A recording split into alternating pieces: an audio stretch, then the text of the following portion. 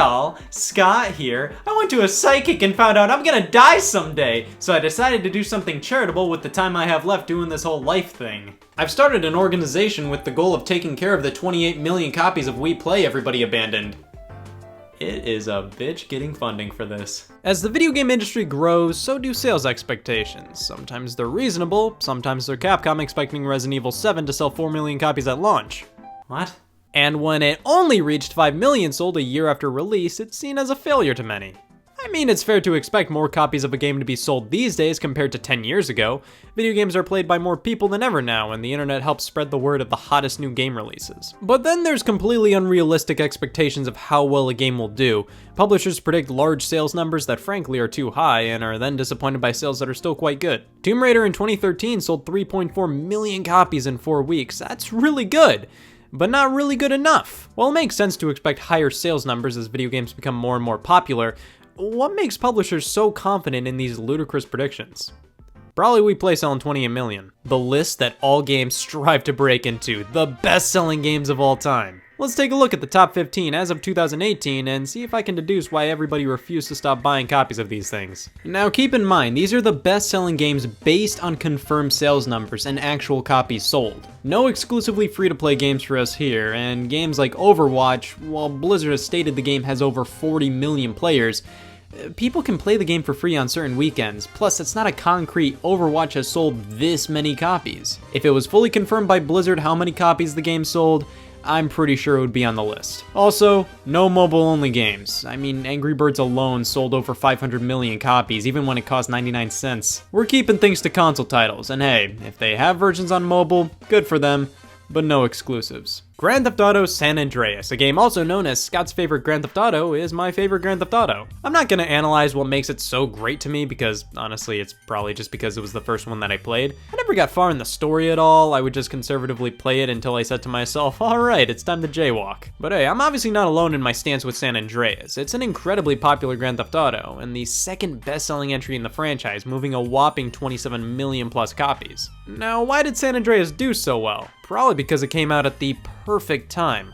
Think about it. Grand Theft Auto 3 and Vice City came out earlier in the PS2 and Xbox life cycles. San Andreas was the last of the three to release in 2004. It was a ripe time to release as the developers really knew the hardware they were working with by this point. They were able to fully utilize its power and supply us with the biggest Grand Theft Auto yet. Plus, 2004 was the peak of the consoles at the time, having a big enough active install base, but being far away enough from the launch of the next generation systems. Either that or was the sex minigame. I don't think people flocked to stores screaming, "Where's your San Andreas aisle?" because of the hot coffee mod or anything, but the abundance of media coverage on the topic definitely gave the game more of a spotlight. When the Wii launched, people were saying, "This is great and all, but I can't ride a cow yet." We Play is a title every Wii owner has swapped spit with at some point. It's a bit of a companion title to Wii Sports. That game showcased the Wii Remote's capabilities in terms of motion control, while We Play focused a bit more on using the pointer functionality, whether it be through slaughtering ducks or this dream I swear I had once. It wasn't crazy well received back then, and even now, I just never see anybody talking about this one. However, I will maintain that while We Play ain't high-class entertainment, it has enough fun in it to warrant playing from time to time, at least back when the Wii was relevant. But really though, why did it sell 28 million plus copies? Well, it was $50. And it came with a Wii Remote bundled in, which usually costs $40. It was a no-brainer for Wii owners to pick this game up. Might as well, you nab a second Wii Remote and for only 10 extra bones you get a game thrown in as well. It was never seen as a game plus a Wii Remote, it was always a Wii Remote plus a game. Nintendo did this with other games, but Wii Play was bundled with the Wii Remote right when the Wii craze was just starting to rev up. This is one of the few, if not the only title on the list that wasn't bundled with a console. I think barely anybody bought because they actually wanted the game. It was a classic case of, why not? It's only $10 more. Duck Hunt's one of my favorite titles of any NES game, arcade game, Japanese toy, Smash Brothers character, Smash Brothers stage, and amiibo. You use the NES Zapper to kill 1 duck at a time, 2 ducks at a time, or clay pigeons if you're feeling extra not murdery. If you fail to pop a duck, you get the first true instance of cyberbullying. But that didn't stop it from selling a whopping 28 million plus copies. However, I'm gonna have to slam an asterisk next to that number. Duck Hunt contracted the dreaded Pack-In syndrome, and believe me, this ain't the last time we'll see of it on this list. Many people love this game, yes, but it sold so well because it was packed in with the NES the majority of its life. Pack-in titles laugh in the face of what being on the best-selling games list really means, because you don't know how many people own the game because they actually wanted to play it and because it's legitimately good, and how many people own it just because it came with the console. Also, Duck Hunt shared a cartridge with Super Mario Bros. Bundled in with NES systems for the longest time, which is undoubtedly the reason why both of these games remain so high up on the best-selling games list to this day. Oh shit, spoilers, Mario's on the list. This was a bit surprising to me. The Elder Scrolls V Skyrim has already sold over 30 million plus copies, and it doesn't seem to be stopping anytime soon. To be fair, Bethesda made damn sure this game would be a bestseller. Skyrim was a hit at launch, and its name carries more value than I think the Elder Scrolls brand itself does at this point. I'm just saying, it seems like more people know of Skyrim than the Elder Scrolls. After many lost hundreds of hours of their life to Skyrim, the copious amounts of mods, the internet spreading word of the game, and its easy availability, I can easily see now why Skyrim is on this list, and honestly it'll probably be higher on the list in no time. There is some light pack-in syndrome here though. It wasn't an Xbox 360 bundle at some point, and if you want to count Skyrim VR being bundled in with some PlayStation VR SKUs, go for it. Black Friday 2009, everybody lined up at Target counters, slamming their hand down and yelling, "One bland and unoriginal Mario to go, please!" Alright, New Super Mario Bros. Wii is still pretty good in the grand scheme of things, especially considering it was only the second New Super Mario Bros. Game at this point. The series definitely hadn't reached pure fatigue yet. And with it being the first original 2D Mario title with 4-player multiplayer on the Wii, it had no problem pushing 30 million. It did insanely well. I mean, New Super Mario Bros. Already had a huge audience. You put it on the Wii, where many who own the console haven't played a Mario game since the NES days, and you have yourself a game that everybody owns at least 4 copies of. To be fair, pack-in syndrome somewhat strikes again, but it was only with select bundles. New Mario Wii wasn't a consistent pack-in with the Wii. But what other game is more suited to outdo New Super Mario Bros. Than New Super Mario Bros.? New Super Mario Bros. Was a revolution in the field of just doing the same thing again. It ushered in the era of retro revivals and showed just how much people still love 2D games. And they loved it a lot, considering much like its Wii successor, it sold 30 million. But outdid it just a bit. Similar to the Wii counterpart, New Super Mario Bros. Did so well on the DS due to the install base of the system and the audience for 2D Mario titles. The Nintendo DS, much like the Wii, catered to everybody and had a large following of casual players. Whether they be older or younger, I think they all thought seeing this game on the shelf that they couldn't go wrong with buying a new 2D Mario game. Again, very light pack-in syndrome applies here. Pokemon Red and Blue are some of the best-selling games of all time. No shit. Yeah, it was to be expected that Pokemon was going to be on this list. I mean, the entire franchise has moved over 300 million units. I think what's surprising though is that only one Pokemon title cracked the top 15 bestsellers, and at that, it's the first one, selling 31 million plus copies. Now, I'm not gonna act like I know much about Pokemon, but it's just a little surprising that no other title has gotten a bit closer to Red and Blue success. This was during the great Pokemon boom of the late 90s, so large sales figures are to be expected, but even the direct follow-up, Gold and Silver, was about 8 million shy of Red and Blue's lifetime sales. Now, one thing Red and Blue did have going for it was the install base of the console they were released on. The games were released incredibly late in the original Game Boy's life, especially here in the West. 1996 back in Japan, 1998 here in North America, and 1999 in Europe, a full 10 years after the hardware debuted. That's like a company releasing a Wii game now.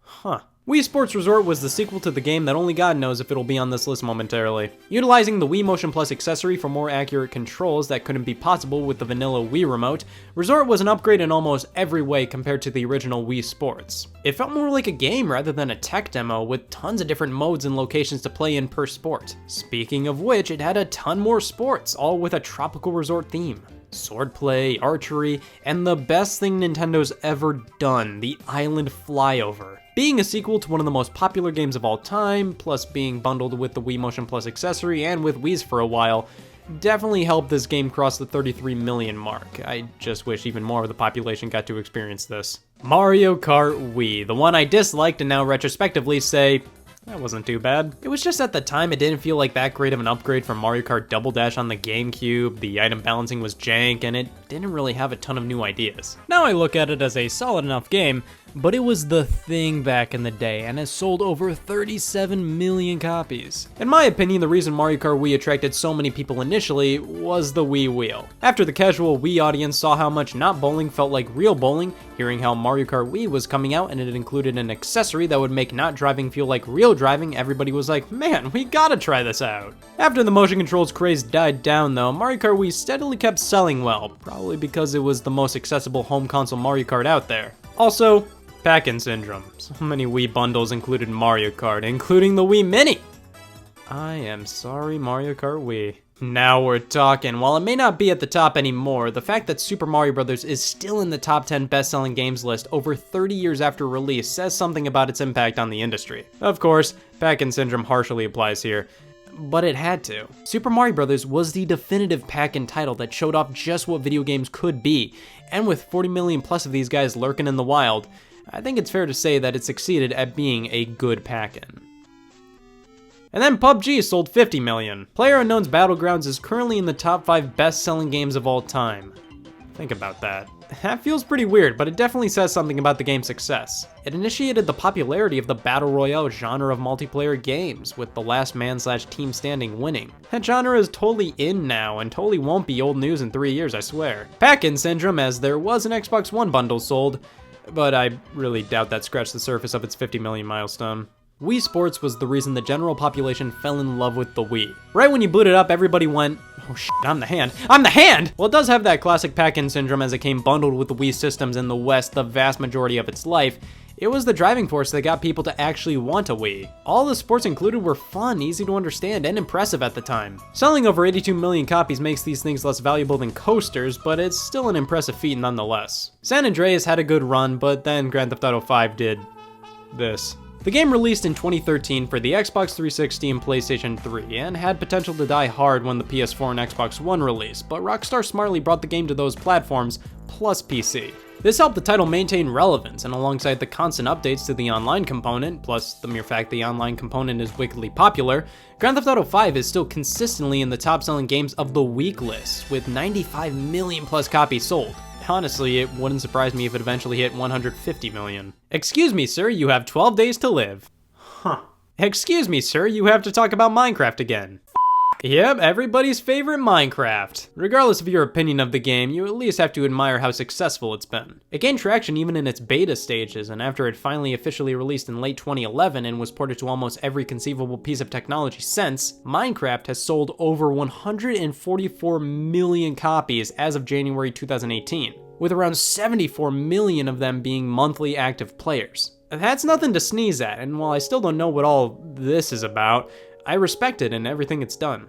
But the overall best-selling game of all time is, are you f***ing serious? Tetris is the most well-known and iconic puzzle game of all time. Name a console, any console, it probably has a version of Tetris on it. But that's just it. It has a version of Tetris on it. You see, look up any list of the best-selling games of all time online, and you will constantly be face-to-face with the #1 followed by Tetris, claiming that Tetris itself has shipped over 170 million copies. Well, no piss it shipped over 170 million copies because people are considering the entire Tetris franchise as one game, and thus justifying it being the best-selling game of all time. Here's my problem with this statement. Yes, there have been multi-platform versions of Tetris that are considered the same game, but on a different platform. Tetris on the NES and Game Boy is the easiest example of this. These are basically the same games on different platforms. But would you consider Tetris DS, Tetris Splash, Tetris Battle Gaiden, Puyo Puyo Tetris, or 3D Tetris to be the same game? They all have different visuals, sound design, development teams, modes, gameplay tweaks, publishers.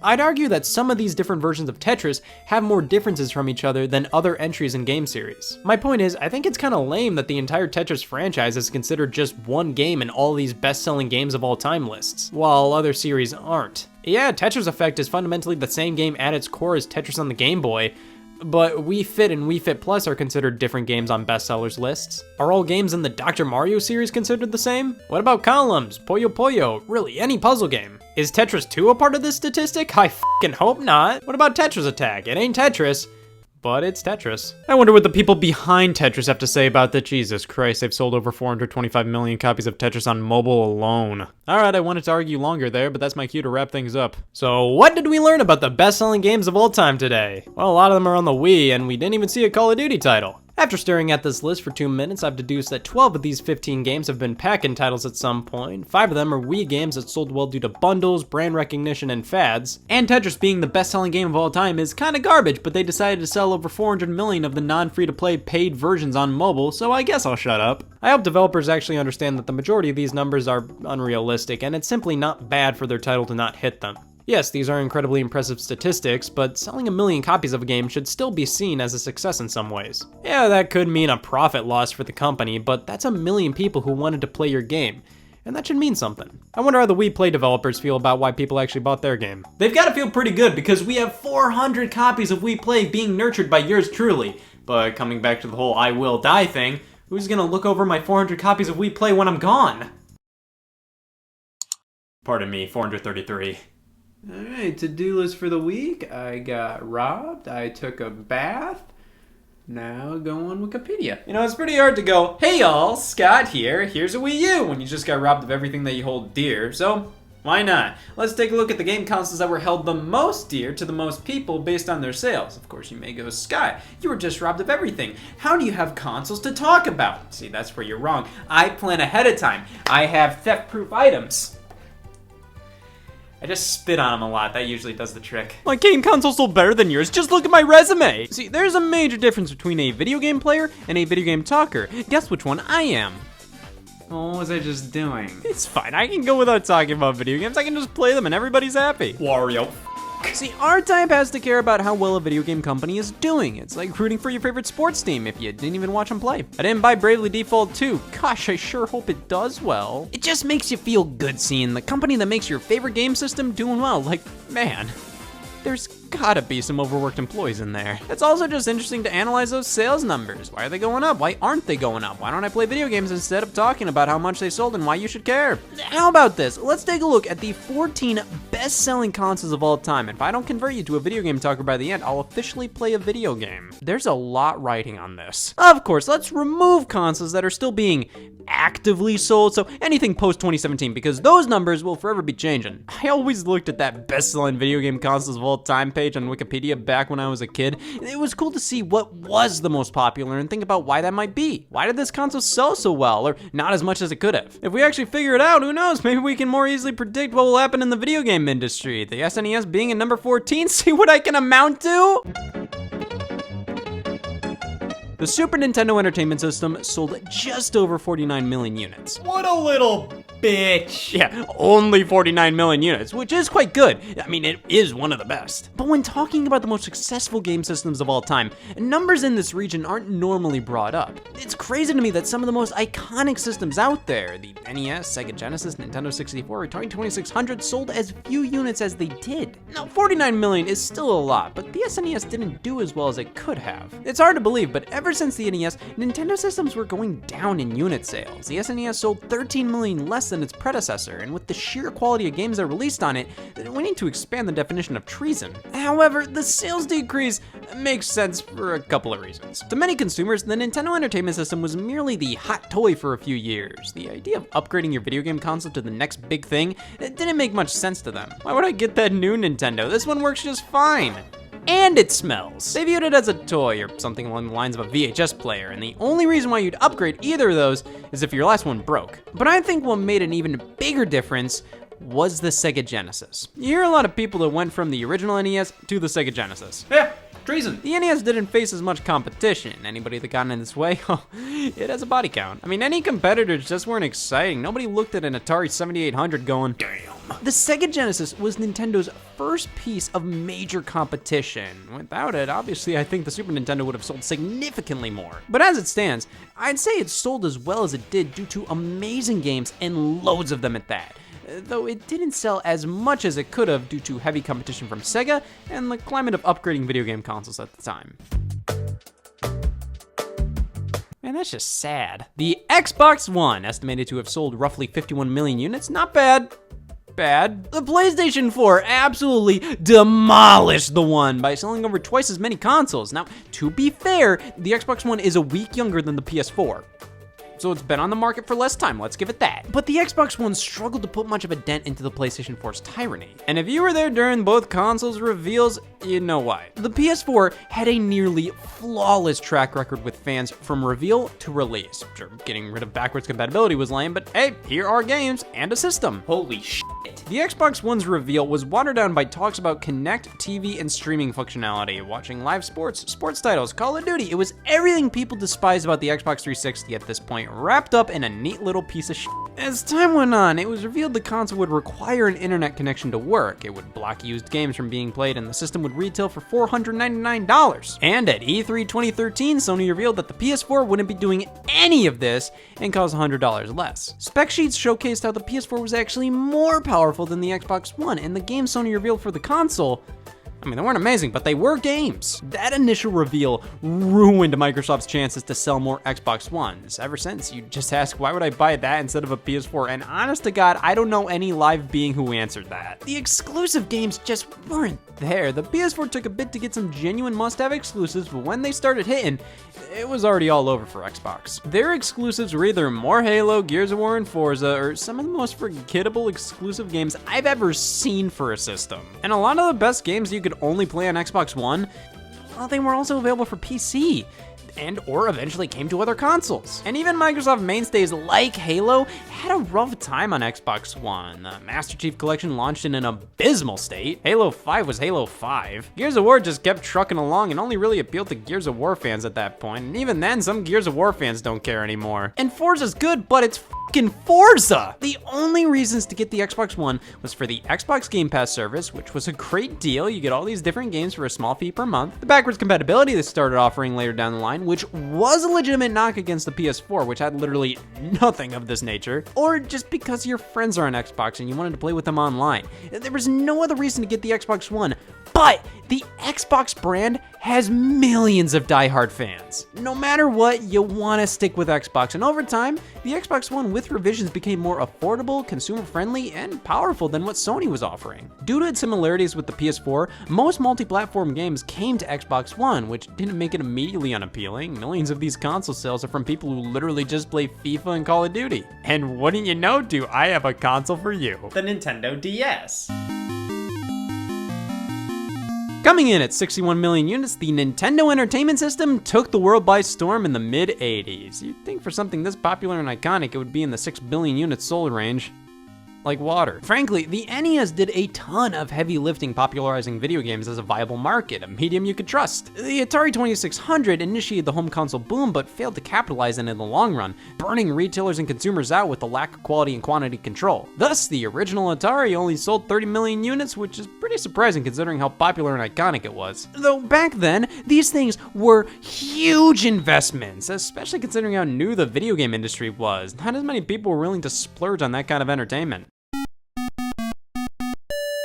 I'll think about it. The NES effectively doubled Atari's install base by not only being more trustworthy, but being home to games every kid had to play. You needed to get Super Mario Brothers. You needed to get The Legend of Zelda, and these were experiences that would last you a while. A system as popular as the NES in the 80s would have sold twice as many units today. I feel like capping it off at 61 million is just because of it being released in the early days of home console gaming. Because the statistics just don't make any sense. So in 1991, you're trying to tell me only a little over 1% of the world had access to Snow Bros?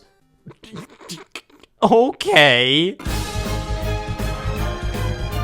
Now this is interesting, the Nintendo 3DS. Frankly, I think only 4 people bought these things, they just like getting all the colors. Roughly 76 million sold, that's no easy feat, but that's pretty much half of what its predecessor sold, the Nintendo DS, spoiler. But why such a steep decline? Gamers would praise the 3DS non-stop, lauding it as this massive success when there were more PSP-like systems that sold more. Like the PSP! And that was considered to be a slight disappointment. But see, gamers like the 3DS, and they aren't people. The 3DS didn't win over the same casual market the DS did, mainly because around this time, those users moved over to smartphone gaming. Any casual-oriented titles on the 3DS that were sequels to DS successes usually didn't turn out that great. I mean, the 3DS was fundamentally a DS with some pro guts. And it's like casuals don't care if Nintendogs is running on a dual-core CPU now. They already moved on from the DS line of handhelds, and the glasses-free 3D display wasn't gonna bring them back because they weren't interested in buying anything that was was 3D outside of a 90-minute trip to the movie theater. Thus, Nintendo's hit list decreased. The 3DS primarily appealed to core fans and kids. And with how cheap the system got, you can't blame some people for jumping into it even if only one game interested them. I know for a fact millions of people would just buy it for one game or two, plus many fans would upgrade their handhelds when new ones would get announced. This number does not represent the amount of active users at one time, not by a long shot. To be fair, you can make that argument for all video game systems, but the 3DS had 6 revisions, with each and every one giving some knuckleheads a reason to upgrade. I've seen people upgrade to the new 2DS XL because it looks so nice. The top screen looks like a smartphone. Yes, they went to public school. The 3DS was a handheld many bought because they wanted Nintendo experiences and they weren't gonna invest in a corpse. Yet outside of that core demographic, there really wasn't a reason for most casual users to care about the system. It looked like a kid's toy. Many people were embarrassed to play it in public. Yeah, well, guess what? It doesn't want to be seen being played by you. I mean, Nintendo's advertising during this generation was so bad that many haven't even heard of this thing yet. And when they did, can you blame people for being embarrassed for liking Nintendo? But because of a vast and appealing lineup of software, consistent hardware revisions, and a gimmick that got some people interested at launch, the 3DS sold well. Just not as well as other Nintendo handhelds. What happened here? The day the PSP sells over 80 million is the day Well, I don't want to finish that sentence and f myself over. How did the PSP sell around 81 million units? Who talks about this system anymore? The PlayStation Portable was a big deal, no doubt, but anybody I knew who had one, I never saw them play it. Fast forward to today, and it's not discussed nearly as much as you'd think it would be, considering it sold as many units as it did. Now, that may be because I'm sheltered, but the PSP overall seems to be something most people look back at fondly, but don't want to revisit a ton. Kind of like an old iPod, like, oh man, so many memories with this thing. Want to use it for music? Oh, no. A lot of people will say the PSP sold well because everybody knew it was easy to hack and you could put emulators on it. Most people don't even know the 3DS exists. Why would they know that? I think the PSP sold this much due to the excitement of what it was and represented. The PlayStation brand was on top of the world. The PS1 and PS2 won their respective generations with record-breaking numbers. Everybody owned these consoles. They dethroned Nintendo as the market leader, and now they're entering the portable scene with a handheld that can do PS2 quality visuals? We were all used to 2D sprites on the Game Boy Advance. We could all only dream of taking PS2 games on the go, and the PSP promised exactly that. Dozens of articles claimed that the PSP was going to win the war against the Nintendo DS because, by God, why wouldn't it? You got Spider-Man 2 at the launch, and this ain't no phony baloney Game Boy Advance or Nintendo DS version. Nah, this is gonna be the PS2, Xbox, and GameCube Spider-Man 2 on the go. Do you have no shame? So I think the PSP did live up to the hype of being a home console to go. I mean, games like this on something so small is still crazy impressive to me. It had a decent amount of console ports, so you could be playing that PS2 game just in a morgue. But some games weren't the console versions. They were watered down PSP versions, like Spider-Man 2. This isn't the same game as the consoles. It's still an impressive handheld game for the time, comparable to a console game in many ways. But it's not the console game, so it makes the PSP feel like, oh, it can't do this. But then the games that were the exact console games on the PSP, well, the PSP was comparable, but not as powerful as the PS2. It lacked the 2 triggers, a second stick. Even if it were a perfect port of the game, it would still be inferior on the PSP. Camera control there would always be some garbage workaround. Exclusive games in the biggest franchises were relegated to PSP entries. Most of them were inconsequential to their series. It wasn't the next Grand Theft Auto game, it was Grand Theft Auto Liberty City Stories, a side game. The same goes for the God of War series or Gran Turismo, Killzone. A lot of these PSP versions of console mainstays were done by B-grade developers, not numbered mainline entries in their respective series. It made the PSP feel like something you could totally skip and not miss anything on. Either way you slice it, the PSP was impressive. There just wasn't a lot to keep players coming back. Yes, it was console quality on the go, but that can only get you so far after a purchase. You go, wow, this is just like a PS2 game, but that means it's not super designed for portable play, and on top of that, the PSP used a spinning disc drive, which good luck playing that on a horse. If you play it at home on the couch, why not just play your PS2? If you're playing it on the go, it's not as portable friendly as something like the DS. There were better alternatives in both scenarios. I'm still in awe playing the PSP. It's so tiny yet plays games of this graphical quality. However, I think many players bought one, played it a bit, then kind of just moved on. It had some amazing games and impressive hardware, but it just felt like many people bought the PSP out of hype, liked it, but didn't really go back to it.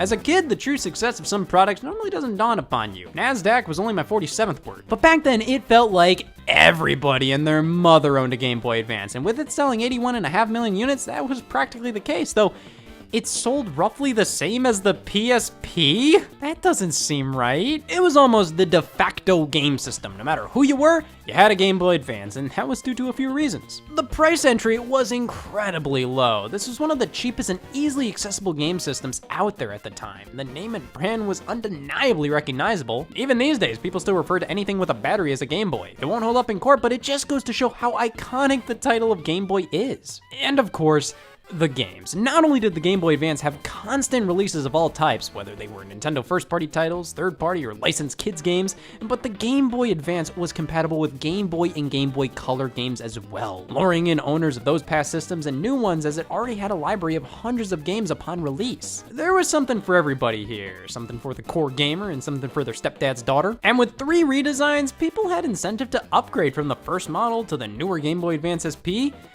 which makes me think 81.5 million units seems a bit lower than I'd expect. I think what stopped the GBA from selling even more was the lack of a definitive hook outside of, it's a Game Boy, but more. Nintendo truly excelled in sales when they introduced something new with a gimmick that's not just, it's more powerful. The Game Boy Advance is probably their most recent success that didn't have any major gimmicks involved. It was a video game machine through and through, which is why so many people adore it.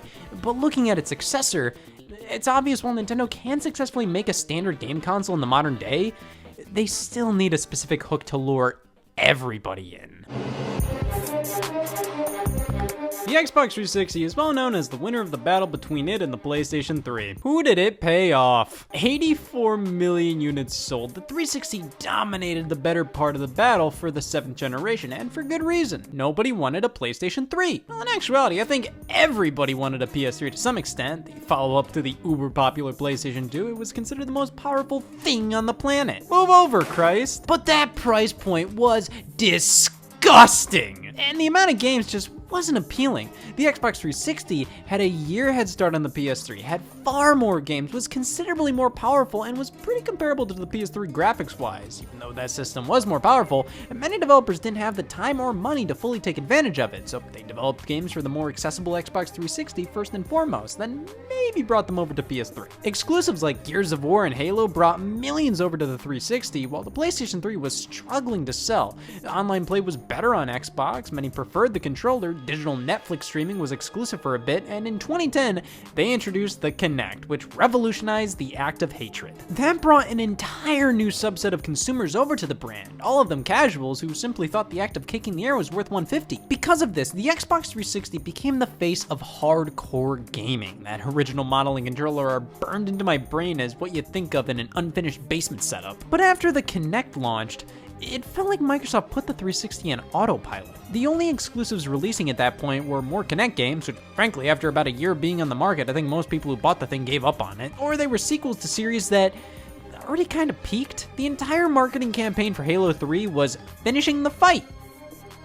Do it again. Right when the 360 started to pump the brakes, the PS3 was entering a bit of a renaissance, which brings us here. Just barely beating the Xbox 360 right when the generation came to a close, the PlayStation 3 sold 87.5 million units, which surprised many. I think most people still think the 360 won this war. This system was almost always seen as a flop in comparison to the competition, being overpriced, overpowered, undergood. But like I said, by the midway point in the generation, Microsoft stopped giving people as much of a reason to buy a 360, while Sony was continuing to pump out exclusives. In June of 2013, I saw so many people buy a PS3 just to play The Last of Us, and that was even the year the PlayStation 4 released. Sony was hell-bent on saving the PS3 after it was flopping hard, redesigning it twice. These models may not have been as capable as the original. I mean, they removed the Spider-Man font. Frankly, the PS3 didn't sell initially because it cost too much and there just weren't enough exclusives in third-party games, and most of the third-party games ran better on 360 anyways because it was easier for developers to program for. However, Sony addressed many of the complaints as the generation went on, and I think the PS3 is a shining example that poor sales at the start, well, those don't mean things won't work out in the end. Just you wait. This was the biggest sensation of all time. and it didn't even sell 102 million. I'm not sure if there will ever be something as hot as the Wii during its heyday, or at the very least something that feels like it. Every store you'd look, they'd be sold out. People were flipping them for 3 times more on eBay, and this wasn't just the hardcore fans wanting them. Everybody knew how hard it was to get a Wii for the first 3 years of the product's life, and everybody wanted one. It was a sensation. It didn't matter you didn't know what it did, you just knew it was what you needed to buy. And it was all because the Wii captured the world's imagination. Utilizing motion controls to swing tennis rackets, it made tennis possible for many of us. And the initial price of $249.99 was lower than the Xbox 360 and definitely lower than the PlayStation 3, and that was because the Wii was incredibly underpowered. It was basically just a souped up GameCube spec-wise. The Wii cost roughly $2 to produce. The games helped showcase how amazing these controllers were. Online capabilities allowed users to download classic games, and with the Wii just flat out being able to play GameCube discs made it capable of playing games from all prior Nintendo home consoles and then some. The price was affordable to many, so why did the PlayStation 1 outsell it? I think that fact alone makes Nintendo hate the alphabet. Well, the Wii's success could also be attributed to it being a fad. Millions bought it, loved it, and kept buying software for it, but many of the sales were from people who bought it just because they thought it was their civil duty to do so. Buy it for Wii Sports, maybe buy Wii Fit afterwards, you're done. Didn't help that Nintendo stopped supporting the platform as much around 2011, and this was the time where if you didn't already have a Wii, you probably weren't gonna buy one then. After everyone who wanted a Wii bought one, they were readily available. There wasn't that huge urge to buy one as much, especially considering there wasn't a ton of compelling software releasing from 2011 onwards, while the Xbox 360 and PlayStation 3 were much more exciting around then. These consoles had a future. The Wii felt like it was old news, especially considering the lackluster graphics, not even including HDMI. There were some great core titles on Wii, but if those interested you, the 360 and PS3 were probably going to satisfy you a bit more. The Wii appealed to a casual market, and that's the reason it was such a runaway success. But that success was fleeting. It didn't stick around, and sales started to slow down. It's obvious the Wii did well, but there's a reason why developers still preferred to make games for competing platforms. I think Nintendo could have made this the best-selling system of all time, but the weak hardware and third-party support forced consumers to give up on the Wii quickly. Hell, Nintendo did, and thus, after a while, there wasn't a lot of excitement in buying one anymore. Yeah, it only sold 101 million units. I can do that in my sleep. The original PlayStation. Right off the bat, we have to comment on how incredible of a success this was. The first system by a newcomer. This wasn't Nintendo, this wasn't Sega, this was Sony. But it was proven that during this time, anybody could make a video game console that successfully competed with Nintendo. Sega just proved that with the Sega Genesis, and Sony just went too goddamn far. The PS1, it's incredible how successful it was. At the time, a video game system selling 100 million units, it was unheard of. The use of compact discs can be credited to a lot of its success, as these things were cheaper to produce and could hold so much more information than regular game cartridges. The PS1 was significantly cheaper than the Sega Saturn and released 2 years prior to the Nintendo 64, meaning when that system launched with 2 games, well, 1 game and 1 event. Right when that system was getting started, the PS1 already had hundreds of games. They were getting sequels to blockbuster PS1 exclusives that already released. All the third-party franchises you'd expect on Nintendo, well, they went over to the PlayStation, and on top of that, you could play your music CDs on this thing. Still a step away from Season 4 of Wings, I know, but still! The PlayStation had literally everything going for it during this time, and it didn't get discontinued until 2006, the year the PlayStation 3 released. Even after the PS2 came out, it was a solid budget option for many people, especially with its cheaper redesign. This thing was a runaway success. It's one of the easiest success stories to analyze. Well, that and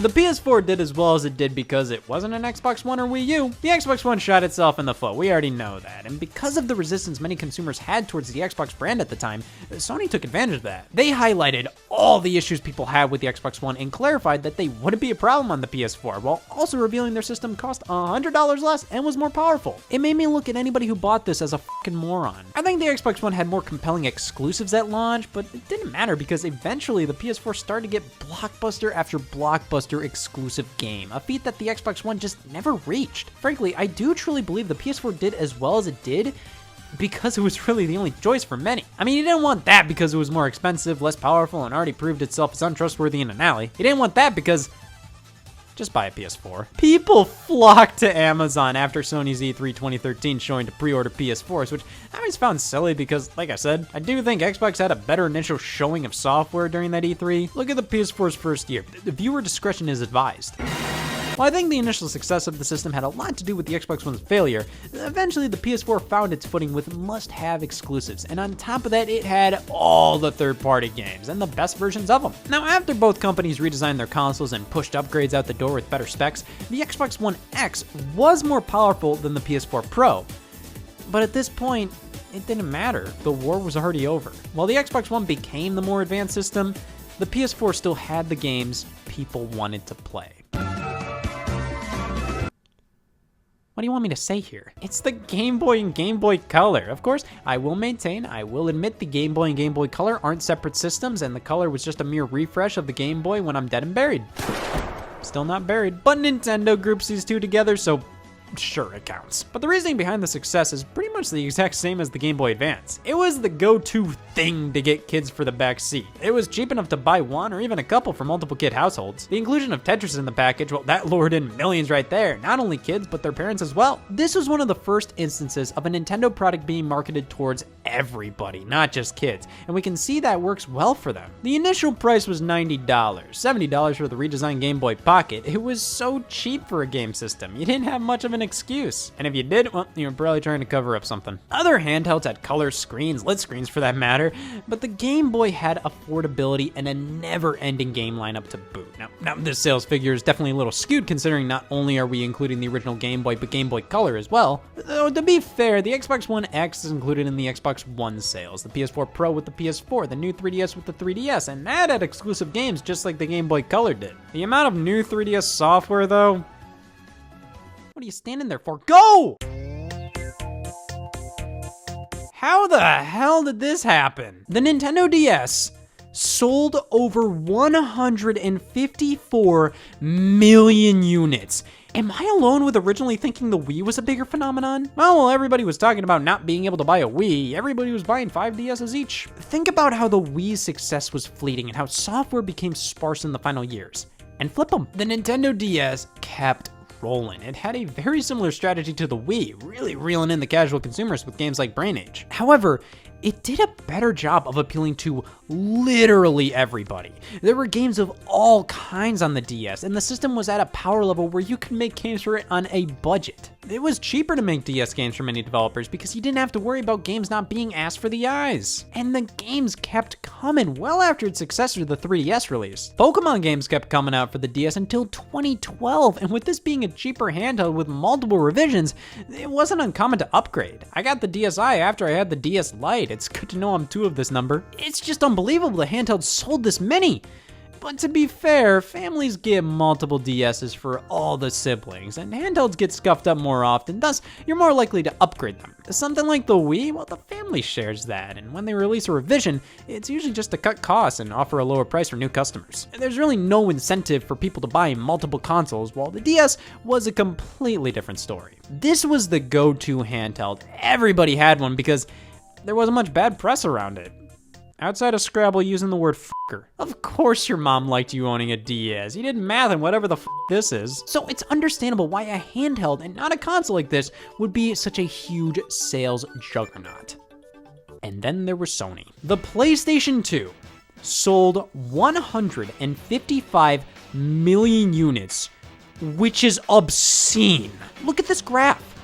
There's almost no point to having a graph at this point. The PS2's sales numbers can be attributed to many of the same reasons why the PS1 succeeded, but the difference is the competition wasn't completely arthritic. The GameCube was more powerful than the PS2. It used mini DVDs, but still. And the Xbox was so much more powerful and also used DVDs. But the PS2 had backwards compatibility with the PS1, instantly making it a no-brainer for the 100 million PS1 owners. It once again had a year head start on the market. It could play DVD movies right out the box when DVD players were expensive and not as common. Many people just said, F it, I need a DVD player, a way to play Ants, and a way to play Ants. I'd be stupid not to. Let me repeat that again. I'd be stupid not to. The third-party support carried over from the PS1, and Sony was once again funding countless exclusives that rocked the world. Sure, the Xbox had a lot of what the PS2 was offering, but the PlayStation brand became one of the most widely trusted in all of gaming. after 100 million PS1 users saw the PS2 was here and could play movies in all their old PS1 games, in addition to the big new releases, and pretty much all of them considering developers didn't want to miss out on the PS2. I mean, the only games that missed the system? Well, can you blame me for going with GameCube? I think it just goes to show that the best-selling consoles aren't always the most powerful, or they don't always have the best games of the generation or whatever. Those elements help, but at the end of the day, it depends on the context of it all. Like, is it the PlayStation 2? If it is, it'll do well. I don't make the rules. Okay, well, that was a way to blow past 30 minutes. That still doesn't change the fact that I was robbed of everything last week, but everything will be fine. I'm looking at the bright side. I may have been robbed of everything, but that means I can't get robbed anymore. That's my solution to everything. Scared of home invasion? Go homeless!